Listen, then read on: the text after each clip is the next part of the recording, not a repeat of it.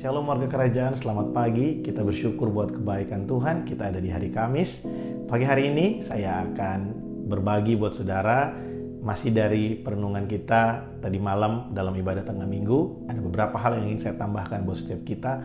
Dari Yohanes pasal yang ketiga, ayat yang pertama sampai dengan ayat yang keempat yang tadi malam kita renungkan bersama-sama.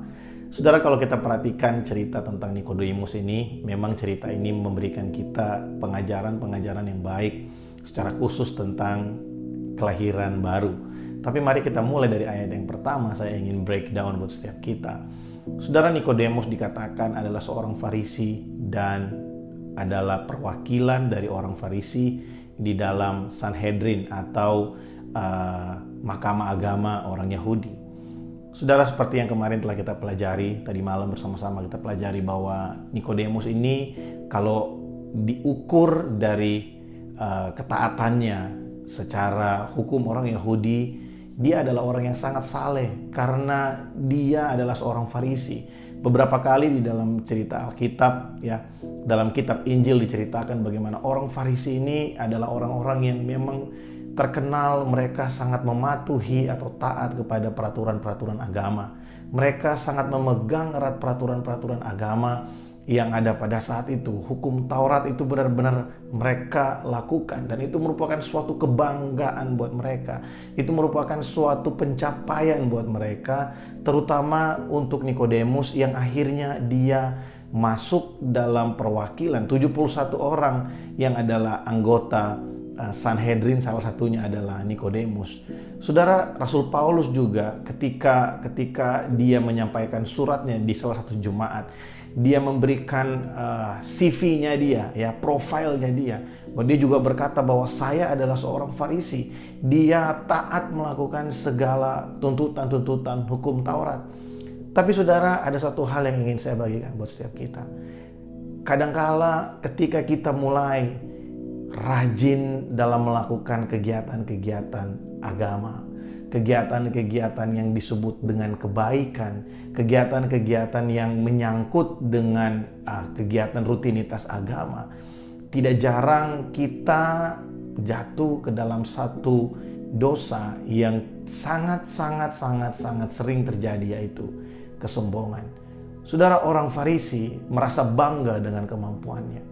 Mereka sombong dengan apa yang mereka miliki, ketaatan-ketaatan mereka, kemampuan mereka untuk taat kepada firman Allah di dalam perjanjian lama dalam hukum Taurat.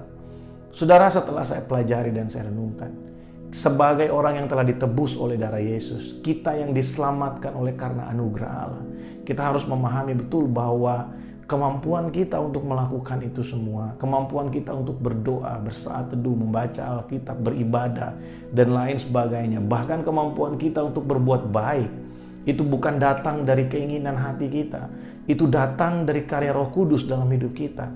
Kemarin saya sempat singgung buat saudara bahwa surga tidak akan dipenuhi oleh orang-orang yang merasa mereka layak ada di sana. Tapi surga adalah tempat di mana orang-orang yang ada di sana, mereka sadar betul bahwa mereka tidak layak ada di sana. Dan hanya oleh karena anugerah Allah mereka ada di sana. Bukan berarti orang yang masuk surga adalah orang yang pemabok, pembohong, pembunuh, dan lain sebagainya. Ada banyak orang saleh yang masuk surga, tapi mereka tidak merasa bangga dengan kesalehan mereka. Mereka tidak merasa kesalehan mereka adalah sebuah pencapaian. Mereka tidak merasa bahwa kesalehan mereka adalah jalan untuk mereka bisa ada di surga. Saudara, kita perlu mewaspadai ini supaya kita tidak jatuh ke dalam satu kesombongan rohani yang akhirnya menjerumuskan kita dan membuat kita menjadi orang Kristen yang sombong. Kita merasa kita tidak perlu mempelajari yang lain, sehingga kalimat yang sederhana dari Yesus sekalipun yang diucapkan kepada Nikodemus, ya, kamu tidak dapat melihat kerajaan Allah kalau kamu tidak dilahirkan kembali. Saya yakin dan percaya tentu maksud Yesus bukan orang masuk kembali ke dalam rahim dan dilahirkan dari situ. Tentu bukan itu maksud Yesus. Tapi karena hati Nikodemus yang memang merasa bangga dengan semua kegiatan-kegiatan dan tuntutan hukum Taurat yang bisa dia penuhi, membuat dia sulit memahami bahwa kelahiran kembali itu berbicara tentang sesuatu yang jauh lebih dalam dari hanya sekedar melakukan hukum-hukum Taurat. Saya berdoa supaya setiap kita, kalau hari ini kita mampu untuk berdoa, kalau hari ini kita mampu untuk bersaat teduh, kalau hari ini kita mampu untuk melakukan pembacaan Alkitab, kalau hari ini kita mampu untuk mengasihi musuh-musuh kita, kalau hari ini kita mampu untuk mengasihi orang-orang yang membenci kita, kalau hari ini kita mampu untuk memberi kepada orang yang kita lihat mereka membutuhkan, lebih membutuhkan dari kita.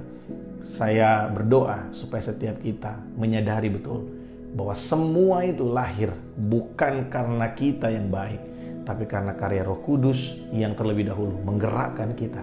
Kasih-Nya memampukan kita sehingga kita melakukannya untuk orang-orang yang ada di sekeliling kita dan untuk mempermuliakan nama Tuhan.